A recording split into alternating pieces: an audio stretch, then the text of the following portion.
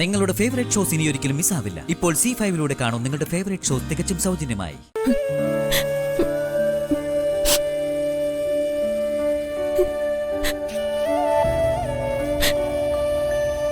ഏട്ടത്തി, എന്താ ഇങ്ങനെ ഇരിക്കുന്നേ?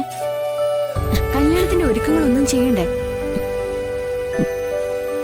ഇല്ല വന്ദന, ഒന്നിനോടൊരു താല്പര്യം തോന്നില്ല. എന്താ ചേച്ചി ഇങ്ങനെയൊക്കെ പറയുന്നേ? വർഷയുടെ കല്യാണമല്ലേ നടക്കാൻ പോകുന്നത്? എന്റെ കല്യാണം നടന്നില്ലെങ്കിൽ തന്നെ എല്ലാ കാര്യങ്ങളും ഓടി നടന്നത് ഏട്ടത്തിയല്ലേ? പിന്നെ ഇപ്പോഴെന്താ ഇങ്ങനെ? എല്ലാ ജോലികൾക്കും സുചിത്ര മുന്നിൽ നിൽക്കണം. പക്ഷെ പരിഗണനയുടെ കാര്യം വരുമ്പോ ഞാൻ എല്ലാവർക്കും പിന്നിലായി പോകും. 10 മാസം ചുമന്ന് എന്നെ പെറ്റു വളർത്തിയ ഒരമ്മ എനിക്കുണ്ട്. വന്ദനയുടെ കല്യാണത്തിന് ആരും എന്റെ അമ്മയെ പോയി ക്ഷണിച്ചിട്ടില്ല.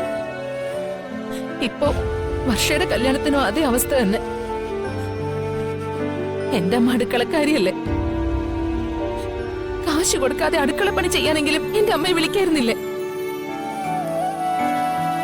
ഇളയ മരുമകളായ ഹരിതയുടെ അച്ഛനും അമ്മയും ക്ഷണിക്കാൻ ആരും മറന്നില്ലല്ലോ. ഹരിതയുടെ അച്ഛന് വരന്റെ അച്ഛന്റെ സ്ഥാനത്ത് നിൽക്കാനുള്ള പദവിയും കൊടുത്തിരിക്കുന്നു. കല്യാണ പെണ്ണിന്റെ അമ്മയുടെ സ്ഥാനത്ത് നിന്ന് ഒരു നിലവിളക്ക് പിടിക്കാനുള്ള അവകാശമെങ്കിലും എന്റെ അമ്മയ്ക്ക് കൊടുക്കാറുന്നില്ലേ?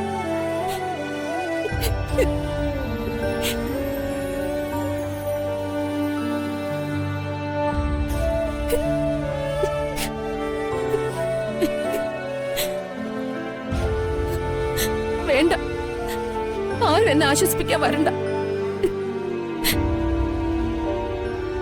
ഏട്ടത്തിയുടെ തലയില് കൈവച്ച് ധാരാണെന്നൊന്ന് നോക്ക്.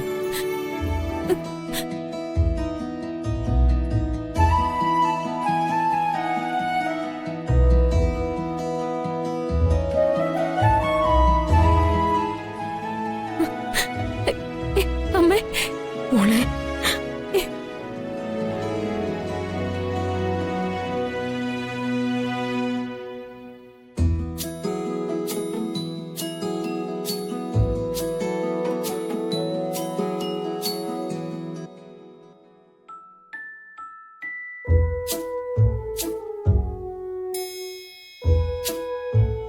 അമ്മേ,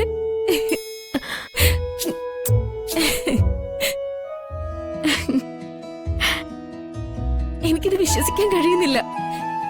അമ്മ എപ്പോ വന്നു? കുറച്ചു നേരമായി. എന്നിട്ടെന്താ വന്ദന എന്നോട് പറയാതിരുന്നത്? ഏട്ടത്തിയുടെ കണ്ണീരും കുറ്റപ്പെടുത്തലും സങ്കടങ്ങളും എല്ലാം അങ്ങ് പുറത്തു വന്നിട്ട് അറിയിക്കാന്ന് കരുതി.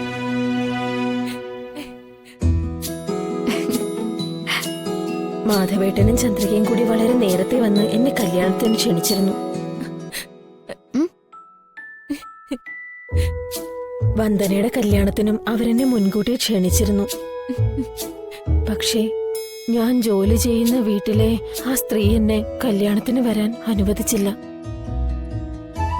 അതുകൊണ്ടാ വരാതിരുന്നത്. അല്ലാതെ അവർ ക്ഷണിക്കാഞ്ഞിട്ടല്ല മോളെ. മോളെ, നീ കരുതുന്ന പോലെ ഞാൻ വെറുമൊരു അടുക്കളപ്പണിക്കാരിയാണെന്ന പുച്ഛമോ അവഗണനയോ മാധവേട്ടന്റെയോ ചന്ദ്രികയുടെയോ ഭാഗത്തു നിന്നും ഇതുവരെ ഉണ്ടായിട്ടില്ല. മൂത്ത മരുമോളുടെ അമ്മയാണെന്നുള്ള സ്നേഹവും അംഗീകാരവും ഒക്കെ വേണ്ടുവോളം അവരെനിക്ക് തന്നിട്ടുണ്ട് മോളെ. ഞാൻ എല്ലാരെയും വല്ലാതെ തെറ്റിദ്ധരിച്ചു പോയി. വല്ലാത്ത കഷ്ടമായി പോയി. ഏട്ടത്തി, ഇനി ഏട്ടത്തിയുടെ അമ്മയെ നിറദീപവും കയ്യിൽ പിടിച്ചു നിൽക്കുന്ന അമ്മായിയായിട്ട് കാണണോ, അതിനേക്കാളും വലിയ സ്ഥാനം നൽകണോ എന്നൊക്കെ അച്ഛനും അമ്മയൊക്കെ തീരുമാനിക്കും.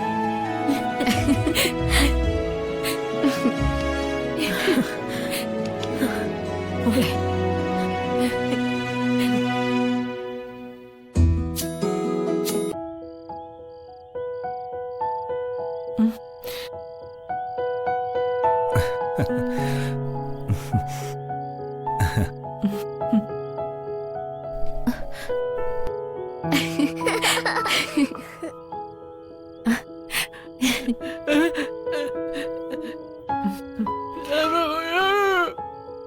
ഞാനും ഇപ്പൊ ഈ കുടുംബത്തിലൊരു അംഗമല്ലേ.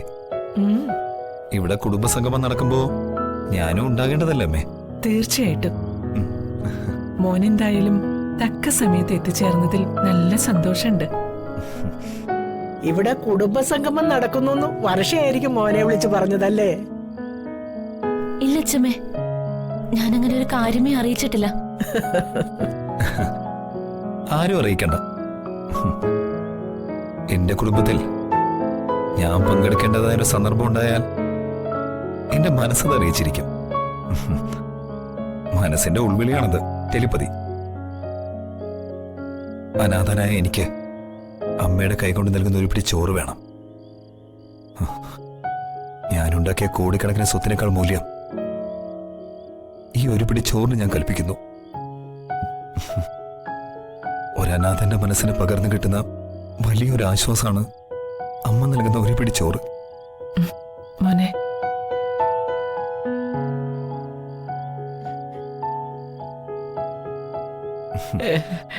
വർഷം എന്താണ് ചോദിച്ചത്? ഇനി എത്ര കാലം ഇവരും ഒത്തിരുന്ന് ഭക്ഷണം കഴിക്കാൻ അവസരം ഉണ്ടാവുന്നല്ലേ? വിവാഹം കഴിഞ്ഞാലും വർഷയുടെ ന്യായമായ ഒരാവശ്യത്തിനും ഒരവകാശത്തിനും ഞാൻ തടസ്സം നിൽക്കില്ല.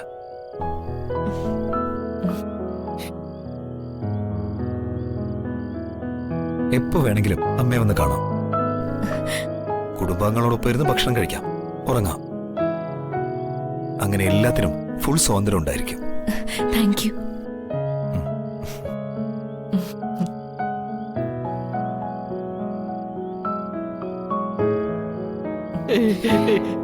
എന്റെ മോൻ അനാഥനല്ല. എന്നെ സ്വന്തം പെറ്റമ്മയുടെ സ്ഥാനത്ത് തന്നെ കാണാം. അമ്മ നൽകുന്ന ചോറുരുളയായത്.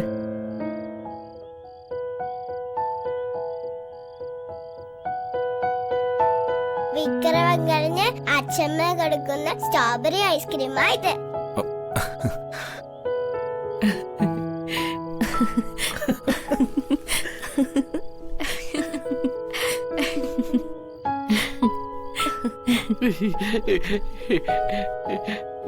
എല്ലാരും കഴിക്ക്.